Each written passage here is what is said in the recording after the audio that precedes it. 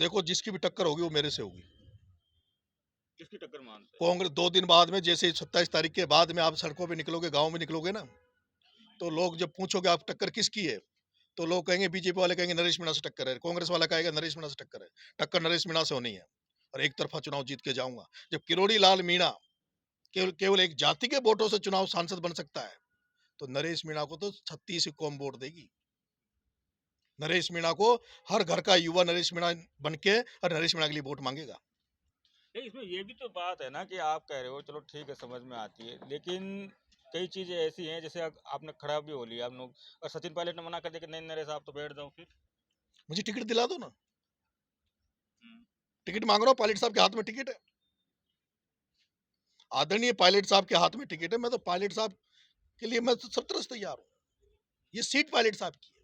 लेकिन चलो इसके ऊपर भी मैं पूछता हूँ, क्या बीजेपी वालों ने कांटेक्ट करने की कोशिश की है आपसे इन दिनों में? मेरे को भारतीय जनता पार्टी का ऑफर था।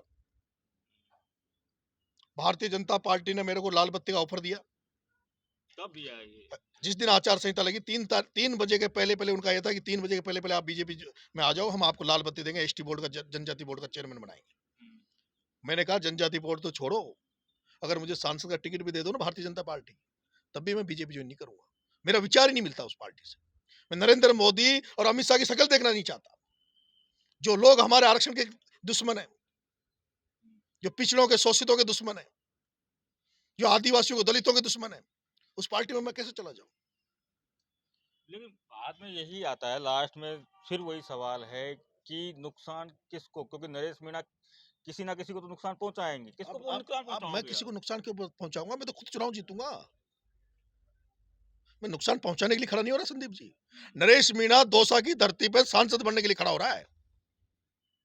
लोगों ने यही बात वहां छपड़ा में कही। लोगों ने दुष्प्रचार किया कि नरेश मीणा किसी का नुकसान करने के लिए खड़ा हो रहा है। नरेश मीणा किसी का नुकसान करने के लिए खड़ा नहीं हो रहा। नरेश मीणा तो निर्दलीय सांसद बनने के लिए खड़ा हो रहा है। मैं क्यों अपनी एनर्जी खराब खराब करूंगा? क्यों अपना धन बर्बाद करूंगा किसी का नुकसान करने के लिए? मैं तो मेरा खुद का भविष्य है। मेरे को 44 साल उम्र हो गई, कब तक मैं पार्टी के पीछे भागू? नीरज जी, ये इस चीज में कोई चीज आ जाती है, एक वीडियो वायरल हुआ था आपका जिसमें आप भावुक भी हो गए थे कि किसानों का कोई, अगर परिवार में कोई लीडर हो तो वो मंत्री बन जाता है, विधायक बन जाता है, हमारे पीछे तो कोई आका है नहीं, तो आंखों में आंसू भी कुछ आ गए थे आपको? वही तो दुख है ना, दर्द है ना। आज देख नहीं रहे क्या आप राजस्थान की राजनीति में क्या हो रहा है? हनुमान बेनीवाल को कमजोर किया जा रहा है। सचिन पायलट को जब बनने का मौका आया उनको कमजोर किया गया। आज डॉक्टर साहब की क्या हालत है? डॉक्टर साहब को कमजोर किया जा रहा है। आपका भी नंबर है इसी में? और क्या, लोगों को लगता है कि यार ये भी उसी तरह का लीडर है। जिस दिन इसको मौका मिल जाएगा उसी तरह की जनता की राजनीति करेगा, किसानों की राजनीति करेगा, दलित पिछड़ों की राजनीति करेगा। तो इसको समय पर मार दो, समय पर इसकी राजनीतिक हत्या कर दो। मैं पूछना चाहता हूं कि मैं मेरे समाज की बात करना चाहता हूँ। मेरे समाज की बात अगर मैं करता हूँ तो मैं देख रहा हूँ किरोड़ी लाल मीणा के अलावा इतने सारे एमएलए एमपी घूम रहे हैं। इतने सारे एमएलए एमपी है। आज दिन तक उन्होंने किरोड़ी लाल के अलावा जितने एमएलए एमपी उनका उनका कहीं नाम सुना है आपने? कोई धरना प्रदर्शन करते हुए, कहीं जनता के लिए लड़ते हुए? टिकट ले आते हैं, बन जाते हैं, चले जाते हैं, फिर 5 साल बाद में कोई दूसरा बन जाता है। प्रसादी लाल जी चाहते हैं कि कमल नेता बन जाए, रामकृष्ण मीणा चाहता है कि धीरज नेता बन जाए, मुरारी चाहता है कि निहारी का नेता बन जाए, कोई और नेता चाहता है कि वो बन जाए। फिर नरेश मीणा जैसे ये जो हजारों जो दूसरे युवा जो कॉलेजों से बन के आ रहे हैं, सरपंच डायरेक्टर जिला परिषदों में बन के आ रहे हैं, इनका क्या होगा भाई? इनको जब तक खुद मैदान में उतर के, जब तक पार्टियों को अपनी ताकत नहीं दिखाएंगे, इन नेताओं को जब तक अपनी ताकत नहीं दिखाएंगे, जब तक ये मानने वाले नहीं है। क्या छोटा किरोड़ी सीनियर किरोड़ी से मिलने गया है या बात हुई है अभी तक कुछ? क्या मौका मिलेगा तो जाओगे?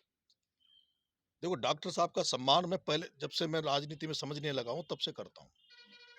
और मैं ये मानता हूं संदीप जी कि किरोड़ी लाल जी मीणा संघर्ष के पर्यायी हैं। किरोड़ी लाल जी मीणा ने मुझे, आपको पता है कि एक बार सत्याग्रह करने आया जब दौसा में, तो मुझे गिरफ्तार करवाया, मेरे पे हमला भी कराया, लेकिन फिर भी मैं उनका सम्मान करता हूं और जिंदगी भर करता रहूंगा, क्योंकि मैंने उनको छूट दे रखी है। किरोड़ी लाल जी को हमने इतनी छूट दे रखी कि वो हमें मारे पीटे कूटे कुछ भी करे, फिर भी हम उनका जिंदगी भर सम्मान करते रहेंगे, क्योंकि वो व्यक्ति लाखों करोड़ों लोगों के लिए लड़ता है। वो दूसरों के दुखों में शामिल होता है, दूसरों के दुखों को कम करने के लिए वो दिन रात मेहनत करता है। वो हमारा गार्जियन है, हमारा पेरेंट्स है।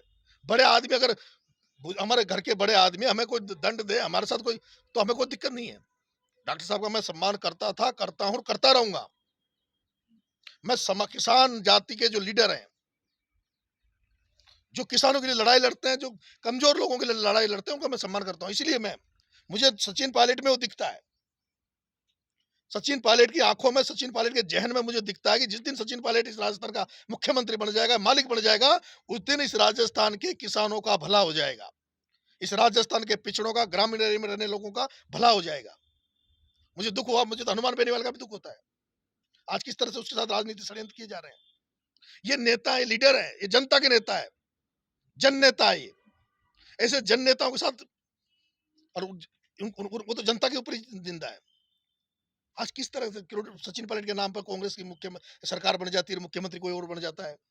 किरोड़ी लाल जी मीणा पूरी पूर्वी राजस्थान में भागते हैं, डोलते हैं, बीजेपी की सरकार बना देते हैं, और जब बनने का नंबर आता है तो ना तो मुख्यमंत्री, ना गृह मंत्री, कृषि मंत्री और पंचायत राज दिया, वो भी आधा आधा दे दिया। एक भजन लाल जो पहली बार एमएलए बनता है, मुख्यमंत्री बन जाता है। इसलिए दुख होता है। इसलिए अब दौसा की जमीन पे उतर रहे, देखते हैं क्या होता है। बिल्कुल, धन्यवाद बातचीत करने के लिए। तो ये थे नरेश मीणा, जिन्होंने दौसा लोकसभा क्षेत्र से अपनी निर्दलीय उम्मीदवारी दावेदारी घोषित की है। अब देखते हैं कि कितना सफल होते हैं, कितना असफल होते हैं। लेकिन कांग्रेस के नेताओं पर बड़ा जुबानी हमला बोला है। अब ये हमला कितना, कहते हैं कि राजनीति में कितना असर करेगा। संदीप मीणा, दौसा, राजस्थान।